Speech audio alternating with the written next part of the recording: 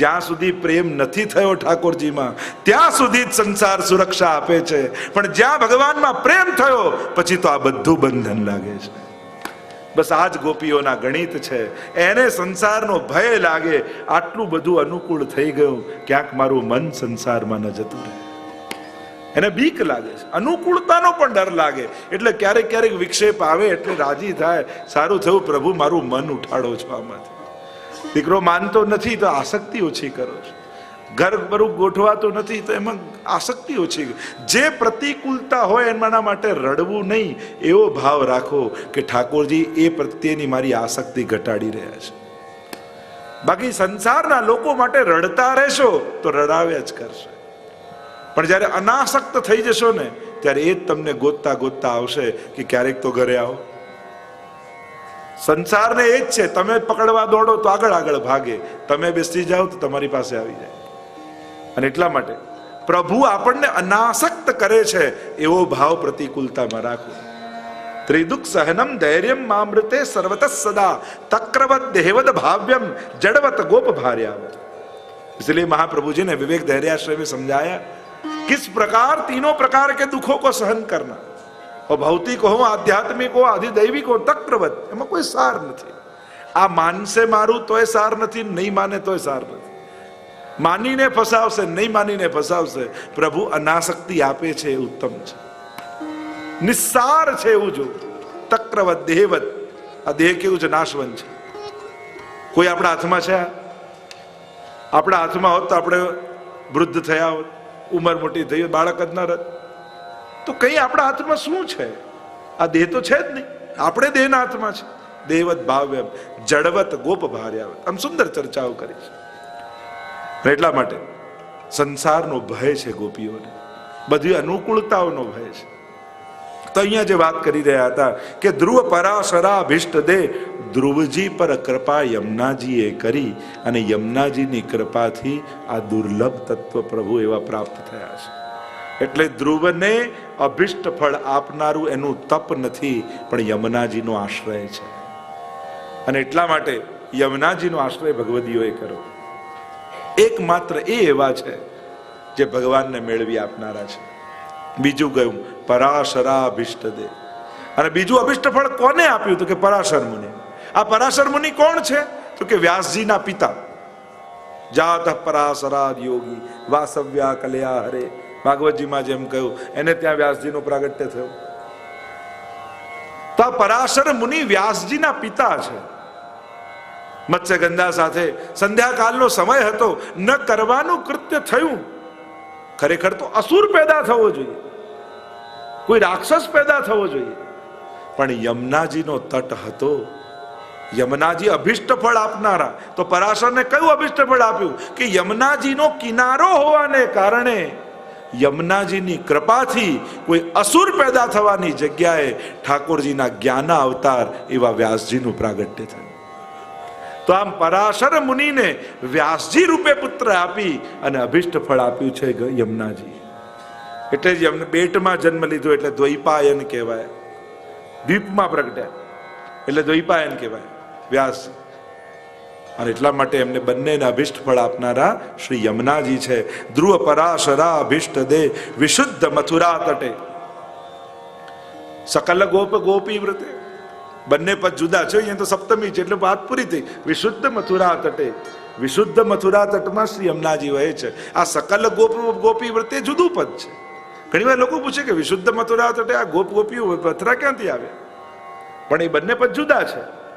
ત્યાં સપ્તમી વાપરી એટલે ત્યાં પૂરું થઈ ગયું. વિશુદ્ધ મથુરા તટે, વિશુદ્ધ મથુરા તટના શ્રી યમુનાજી વહે ગયું. મથુરાજીનો તટ પણ તીર્થરૂપ છે, અને એટલા માટે ત્યાંથી યમુનાજી વહે છે, અને એની પણ મહત્તા પોતાની રીતે વિશેષ છે. અને અહીંયા ગોકુલમાં સકલ ગોપ ગોપી વ્રતે, સકલ ગોપ ગોપીઓ સાથે આવૃત છે. કારણ દિવસની લીલામાં ગૌચારણ પ્રસંગે પણ શ્રી ઠાકોરજી ગોપ અને ગાયોને લઈને યમુનાજીના તટ પર જાય છે. અને રાત્રિની લીલામાં પણ ઠાકોરજી જ્યારે રાસ કરે ત્યારે રાસ કરતા કરતા શ્રમ થાય, અને શ્રમનું નિવારણ કરવા માટે સકલ ગોપીઓ સાથે ઠાકોરજી યમુનાજીમાં પધારે. એવા શ્રી યમુનાજી છે. અને એટલા માટે રાસના 3 સ્થાન આપણે ત્યાં કહીએ, વૃંદાવન, ગિરિરાજજી અને યમુનાજી. તો યમુનાજીમાં સદાય રાત્રિના સમયે રાસ થાય છે. એ પણ રાસનો એક સ્થાન છે યમુનાજી પર. એ રાસની ભૂમિ છે. જેમ વૃંદાવન તો એ જલ અને સ્થળ છે, જલ છે શ્રી યમુનાજી. નિત્ય યમુનાજીમાં મહારાસ થાય છે. આપણે ત્યાં તો વાર્તા પ્રસંગમાં પણ આવે છે કે શ્રી યમુનાજી સંયોગ પેલો વૈષ્ણવ ગુસાઈજી પાસે આવ્યો અને કહેવા લાગ્યો કે જયરાજ, મારો મનોરથ છે કે મદન મોહન સ્વામીજીના સુંદર સાજ સિદ્ધ કરાવો. ગુસાઈજી કહ્યું, જેવી તારી ઈચ્છા. અને એકવાર ગુસાઈજી સંધ્યા વંદન યમુનાજીના તટ પર કરતા હતા અને સુંદર વસ્ત્ર ખરીદીને લાવ્યો. ગુસાઈજીને ધર્યું કે આ મારો મનોરથ છે કે ઠાકોરજીનો આખો સાજ થાય. મદન મોહનલાલજી સ્વામીજી બંને આ સાજ ધરે અને સુંદર વસ્ત્રો ધારણ કરે અને ગુસાઈજીના હસ્તમાં આપ્યા. એટલે ગુસાઈજીએ લઈ યમુનાજીમાં પધરાવી દીધું. અને પેલાનું વૈષ્ણવનું મોહ પડી ગયું. અરે નતું ગમતું તો ના પાડી દેવી હતી. આ મેં આપેલું વસ્ત્ર લઈને યમુનાજીમાં પધરાવી દીધા તો આવો ક્યાંક વિનિયોગ ઠાકોરજીમાં થાત, શું મારું ગમ્યું નહીં હોય? મનમાં ખૂબ ખેદ થયો. ગુસાઈજીને કહ્યું, જયરાજ, આપ મારાથી નારાજ છો? કેમ આ યમુનાજીમાં પધરાવી દીધું? ગુસાઈજીને થયો અને સંદેહ થયો છે, સમજી ન શક્યો. કહ્યું કે જા યમુનાજીમાં જઈને ડૂબકી લગાવો. જ્યાં ડૂબકી લગાવીને ભીતર ભીતર ભીતર પ્રવેશ કર્યો અને ત્યાં જોયે તો સુંદર કુંજ નિકુંજો દેખાય. અંદર કંદરામાં પ્રવેશ કરતો જાય કરતો જાય કરતો જાય અને ત્યાં આવીને જુએ તો એને જે વસ્ત્ર ધર્યું ને ગુસાઈજી યમુનાજીમાં પધરાવ્યું એ જ વસ્ત્ર ધરી ત્યાં ભીતર મદન મોહનલાલ અને સ્વામીજી અને સર્વ ગોપીજનોએ પણ એ જ વસ્ત્ર ધર્યા છે. અને જ્યારે આ લીલા પ્રગટ નેત્રોથી જોઈ ત્યારે સમજાઈ ગયું કે આપે તો યમુનાજીને આપ્યું અને યમુનાજી આ લીલા સામગ્રીને સમર્પિત કર્યું છે. આ વસ્ત્ર આખા રાસમાં સર્વ ગોપીજનોને ધરાવે. તો એવા યમુનાજી ભક્તોના સકલ મનોરથોને સર્વને અભિષ્ટ આપનારા યમુનાજી છે. તો યમુનાજી કેવા છે? તો વિશુદ્ધ મથુરા તટે સકલ ગોપ ગોપી વૃતે કૃપા જલધિ સંશ્રિતે. સાધારણ નદી સાધારણ સાગરને જઈને મળે, પણ આ તો સ્વયં ભગવદ રસરૂપા છે. તો ક્યાં જઈને મળે? તો કે કૃપા સાગરને જઈને મળે. કૃપા જલધિ. ઠાકોરજી કેવા છે? કૃપાના જલધિ સાગર છે, મહાસાગર છે. મહાપ્રભુજી કૃપા સિંધુ છે. તો શ્રી યમુનાજી આ કૃપા જલધિ સંશ્રિતે કૃપા સાગરને જઈને મળે. પોતે તો મળે છે, ભક્તોને ત્યાં જઈને મેળવે છે. જે જીવ યમુનાજીના શરણે આવે, યમુનાજી એને પોતાની પાસે નથી રાખતા. આપણે ત્યાં તો કહેવાય છે, તમે યમુનાજીનું સ્મરણ કરો, યમુનાજીનું નામ લો, અને ત્યાં તો અખંડ સેવામાં યમુનાજી બિરાજે છે નિત્ય લીલામાં. અને યમુનાજીનું સ્મરણ કરો છો ત્યારે ઠાકોરજી પાસે યુગલ સ્વરૂપ પાસે જ્યારે યમુનાજી સામગ્રી લઈને પધારે છે અને એ યુગલ સ્વરૂપની આગળ એ તમારા નામનું ઉચ્ચારણ કરે છે. અને જ્યારે તમારા નામનું ઉચ્ચારણ યમુનાજી ત્યાં કરે અને ઠાકોરજી યમુનાજી તરફ દ્રષ્ટિ કરે તો માનવું કે તમારા સકલા મનોરથો સિદ્ધ થવાના છે. અને જો સ્મિત કરી દે તો એ જ ક્ષણે ભગવદ રસનો તમને અનુભવ થઈ જાય. એમ યમુનાજીના બોલત મધુર મધુર વાણી 41 પદમાં કહીએ છે ને કે યમુનાજી મધુર મધુર વાણી શું બોલે છે કે જે ભગવદીઓ ભૂતલ પર ભગવત સેવા કરતા યમુનાજીનું સ્મરણ કરે ત્યારે લીલામાં જઈ યમુનાજી તમારા વિશે યુગલ સ્વરૂપને બધું કહે છે કે પ્રભુ આ તો આપને આ રીતે સેવા કરે છે. અને તમારી સેવાની સાંભળી ત્યારે યુગલ સ્વરૂપ પ્રસન્ન થઈ તમારા ઉપર કૃપા કરે. તો કૃપા જલધિ સંશ્રિતે મમ મનસ સુખમ ભાવય.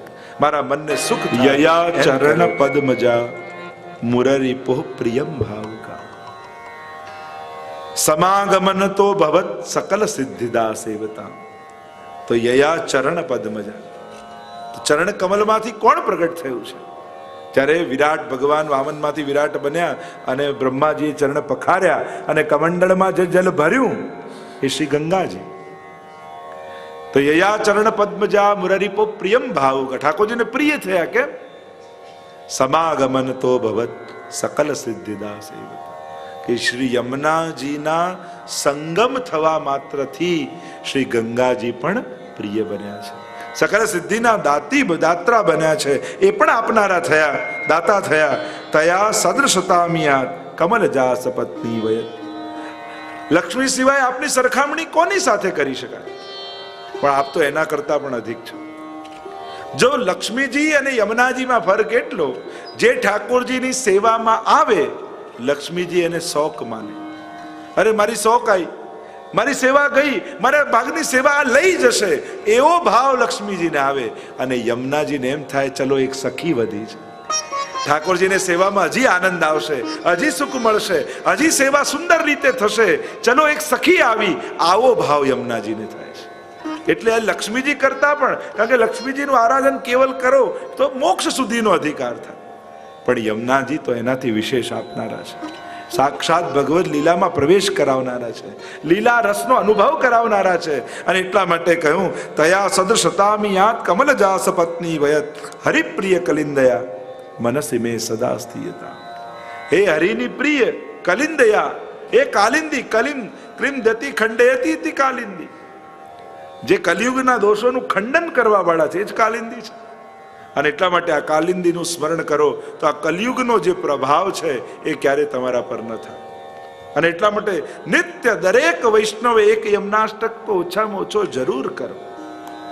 શ્રી યમુનાજીની કૃપાના અધિકારી થશો તો સઘળા પ્રતિબંધોનો નિવૃત્ત કરી ઠાકોરજીમાં પ્રેમની અભિવૃદ્ધિ કરી અને ઠાકોરજીને લીલામાં મેળવી દેશો.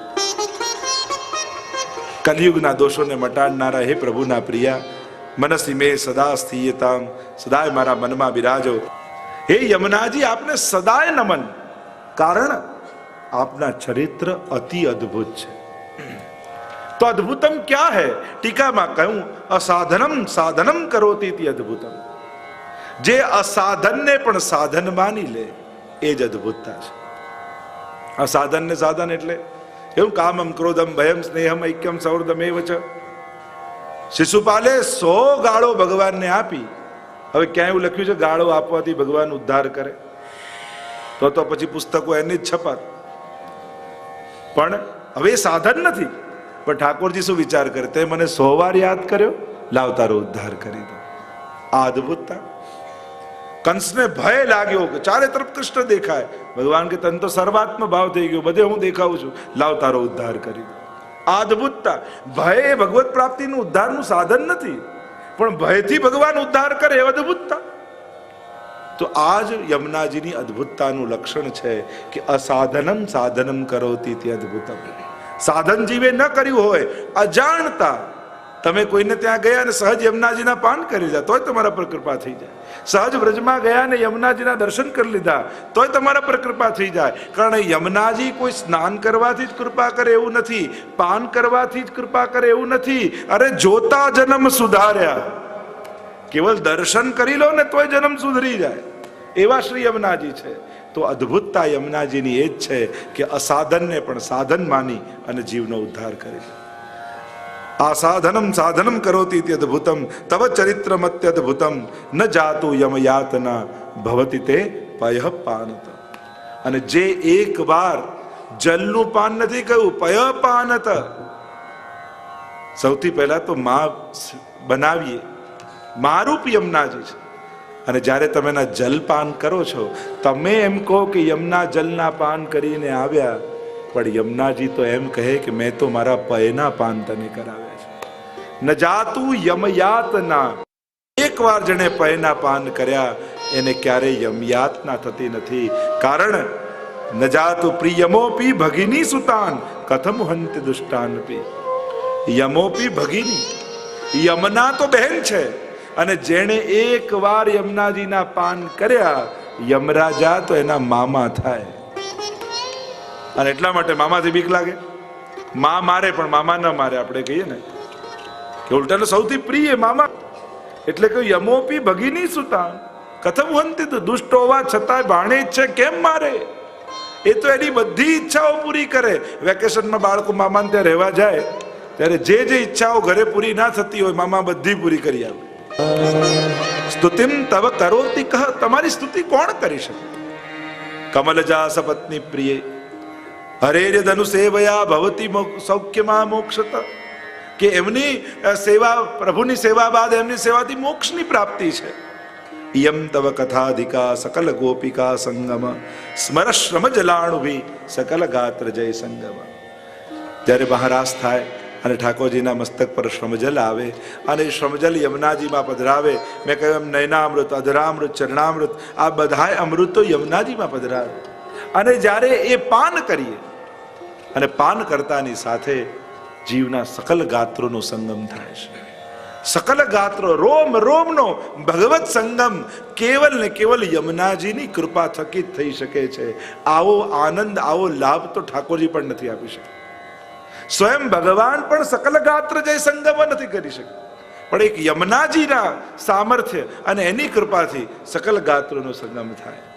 એવા શ્રી યમુનાજી ના 8 શ્લોકમાં અષ્ટવિધ ઐશ્વર્યની ચર્ચા કરી. આ યમનાષ્ટકના પાઠ કરવાનું ફલ શું? હવે 9મા શ્લોકમાં ફલ બતાવતા ઇદમ મુદા પઠતિ સૂર સૂતે સદા. આ અષ્ટક સૂર સૂતે સદા સદા જપે છે. ઘણા લોકો કે સાંજે યમનાષ્ટક થાય, રાત્રે યમનાષ્ટક થાય. ઘણા લોકો પૂછતા. પઠતિ સૂર સૂતે સદા, સદાય જપવાનું કહ્યું છે. છોડવું હોય ને તો પૂછવું, કરવા માટે તો આજ્ઞા જ છે. તસ્માત સર્વાત્મના નિત્યમ શ્રી કૃષ્ણ શરણમ મમ વદત ભીરેવ સતતમ સ્થે મિત્તે મેમતિ. છોડવું નહીં. મહાપ્રભુ તો કે ગાયના શિંગડા પર રાઈનો દાણો રે એટલી વાર પણ ભગવદ નામ ચૂકો તો કલયુગ પ્રવેશ કરી જાય. અને એટલા માટે સતત ભગવદ નામ વૈષ્ણવે લેતા રહ્યું. તમને જે નામમાં આસક્તિ હોય, તમને ઠાકોરજીના નામમાં, વલ્લભના નામમાં, શ્રી યમુનાજીના નામમાં, ગુસાઈજીના નામમાં, જે નામમાં આસક્તિ હોય, પણ ભગવદ નામ છૂટવું ન જોઈએ. આ મુખથી સતત ભગવદ નામ લો. ઘણા લોકો કે અમે જોડા પહેર્યા હોય ગાડીમાં ને પાઠ કરવાના આવે તો કરાય. હા, તો ઉચ્ચારણ ન કરો, મનમાં બોલો. જ્યારે એવું હોય તેનું ઉચ્ચારણ નહીં. આપણે ત્યાં સ્વરૂપાત્મક માન્યું છે કે આ સ્વરૂપાત્મક છે, તો એવા સમયે ઉચ્ચારણ નહીં કરો. જપ તો 3 પ્રકારનું કહ્યું ને, કે વાચિક, ઉપાંશુ આદિ આદિ જે જપ કયા માનસિક. મનમાં સ્મરણ કરો, એમ શબ્દોનું ઉચ્ચારણ જોરથી નહીં કરવા. પણ આપણે ત્યાં ભગવદ નામ છોડવું, સતત લેવું. કારણ કે ક્ષણવાર પણ છોડીએ છે, કોણ જાણે છોડ્યા પછી પાછું જીવવા પર આવે કે નહીં. જો આ ઠાકોરજીના નામને મન ઉપર પણ ન છોડતા, કે મન લાગે ત્યારે લેવું, ભાવ આવે ત્યારે લેવું. ના, આ મન નહીં લેવા દે. એટલે ભગવત નામ લેવાની તો આદત પાડી દેવી. આદત કોને કહેવાય? ન કરવાની ઈચ્છા છતાં જે થાય એમ આદત. આપણને ગુસ્સો કરવાની કેવી આદત હોય? નક્કી કરીને જઈએ કે નથી કરવો તો થઈ જાય છે. ભગવત નામ લેવાની. હવે મંદિરમાં ઠાકોરજીની સામે સત્સંગ મંડળમાં બેઠા હો તોય ભગવાન યાદ નથી આવતા, તો તમને એવી ખાતરી ખરી કે હોસ્પિટલમાં સૂતા હશો, ઓક્સિજનનો બાટલો ચડતો હશે, ચારે બાજુ નર્સો ને ડોક્ટરો હશે, ત્યારે તમને ઠાકોરજી યાદ આવશે? બધા ના પડે. તો મંદિરમાં ઠાકોરજી સામે પણ ભગવાન યાદ નથી આવતા, તો એવા સ્થિતિમાં આવશે તો મન તો ક્યાં જશે?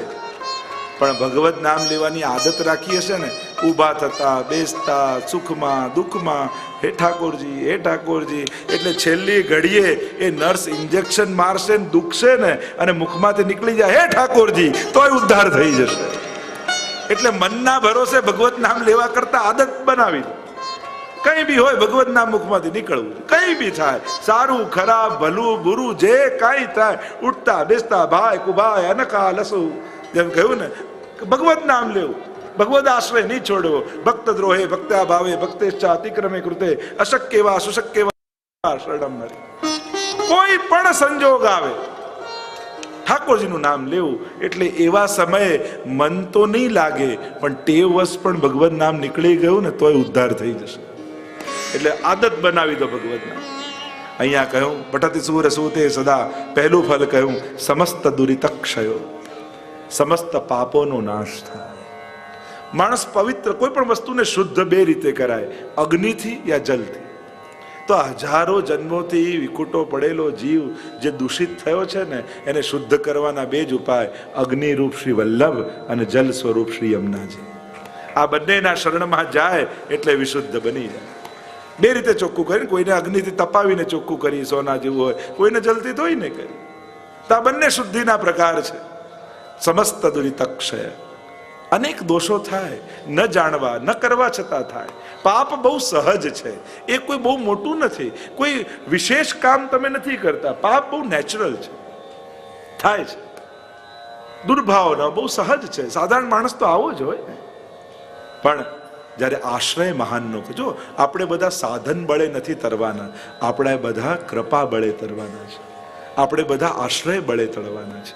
એટલે જ્યારે સાધનો ઉત્તમ ન કરી શકો તો કોઈ મહાનનો આશ્રય કરી લો, જેથી આશ્રય બળે તરી જવાય. તરતા ન આવડતું હોય તો જે પાર ઉતારતી હોય નૌકા પર ચડી જવાય, તો આપમેળે ઉતરી જવાય. એમ આપણને કોઈને તરતા નથી આવડતું, ભવસાગર હવે ડૂબ ગયા, ભવસાગર તરી શકીએ એમ નથી. પણ હા, શ્રી વલ્લભ નામ કી નૌકા, અને એ નૌકા પર જો ચડી ગયા તો એ જ પાર લઈ જશે. એટલે જ ત્યાં એકાદશ સ્કંદમાં પણ જ્યારે આવ્યું દુર્લભો માનુષો દેહો દેહી નામ ક્ષણ ભંગુર, ત્યાં મહાપ્રભુજી કા દેહ રૂપી નૌકા ગુરુ રૂપી કર્ણધારને સોંપી દેવી જોઈએ, એ જ પાર લઈ જાય. સમસ્ત દુરિત ક્ષયો ભવતી વૈ મુકુંદે રતિ. ઠાકોરજીમાં પ્રેમ પ્રાપ્ત. આ યમનાષ્ટક કરવાથી શું થશે? તમે એક યમનાષ્ટક કર્યું, તમારા એ દિવસના બધા પાપ ગયા. બીજું, ઠાકોરજીમાં પ્રેમની વૃદ્ધિ થશે. ભવતી વૈ મુકુંદે તયા સકલ સિદ્ધયો, જે પૂર્વમાં સિદ્ધિ બતાવી એ સકલ સિદ્ધિઓનું દાન યમુનાજી કરશે. મુરરી પુષ્ટ સંતુષ્ટતિ, ઠાકોરજીને પરમ સંતોષ થશે. અને સ્વભાવ વિજયો ભવે. પાંચમું કહ્યું, સ્વભાવ પર વિજય થશે. અને કહ્યું કેવલ જીવનો નહીં, યમુનાજી તો ઠાકોરજીનો સ્વભાવ બદલી દેશે. કે ઠાકોરજીનો સ્વભાવ કઈ રીતે બદલે? કે ઠાકોરજીનો સ્વભાવ કેવો છે? ભગવાન મુક્તિ આપવામાં બહુ ઉદાર છે અને ભક્તિ આપવામાં બહુ કંજૂસ છે. તો યમુનાજીના આરાધનથી યમુનાજી ઠાકોરજીનો સ્વભાવ બદલી દે. જે ભક્તિ આપવામાં કંજૂસ છે એ ભક્તિ આપવામાં ઉદાર થઈ જાય. કે આ તો યમુનાજીનું નામ લેતો લેતો આવે છે, એટલે આને મુક્તિ નહીં, આને તો ભક્તિ આપવી જોઈએ. એવા શ્રી યમુનાજીને યમનાષ્ટકના 5 ફલ કયા, અને સ્વભાવ વિજયો ભવે વદતિ વલ્લભ શ્રી હરે, એમ શ્રી મહાપ્રભુજી કહી રહ્યા છે. આ સાર તો એમાં છે. આ બધું યમુનાજી ક્યારે આપે? જ્યારે વલ્લભની વાણી પર ભરોસો હોય, જ્યારે મહાપ્રભુજીના ચરણોનો આશ્રય હોય, ત્યારે યમુનાજી આ 5 ફળ આપવા માટે બંધાયેલા છે. પણ જો વલ્લભ પર ભરોસો નથી અને યમુનાજી પાસે જશો તો યમુનાજી કહેશે શ્રી મહાપ્રભુજીએ કહ્યું છે પહેલા એનો આશ્રય કર તો આ બધું ફળ મળે. કારણ કે આ ફળ હું આપતી નથી, પણ વલ્લભની આજ્ઞા છે એટલે આ બધા જ ફળ આપવા હું બંધાયેલી છું. પણ વલ્લભની કંઠી ધારણ કરી, વલ્લભનો આશ્રય ધારણ કરી અને એમનો હાથ માથે મૂકી અને મારું નામ લે તો આ 5 ફળ આપવા હું બંધાયેલી છું. સ્વભાવ વિજયો ભવેત વદતિ વલ્લભ શ્રી હરે. તો આજે થોડુંક આગળ કાર્યક્રમ છે અહીંયા હોલમાં, એટલે જલ્દી આપણે આ સત્સંગ પૂરો કરવાનો હતો, એટલા માટે આપણે જલ્દી શરૂ કર્યું. તો આ શ્રી યમુનાજીના ગુણગાન સંગે સમય તો ક્યાં સરી જાય એ ખબર પડતી નથી. શ્રી પ્રભુને પ્યારા શ્રી યમુનાજીના લાડીલા એવા રસિક સત્સંગી વૈષ્ણવોને જે શ્રીના આ વચનામૃત ગમ્યા હોય તો વિડીયોને લાઈક કરજો, શેર કરજો અને કમેન્ટ બોક્સમાં જય શ્રી કૃષ્ણ જરૂર લખજો. અને અમારી ચેનલ શ્રી વલ્લભને સબસ્ક્રાઈબ કરવાનું ભૂલશો નહીં. સર્વે વહાલા વૈષ્ણવોને જય શ્રી કૃષ્ણ.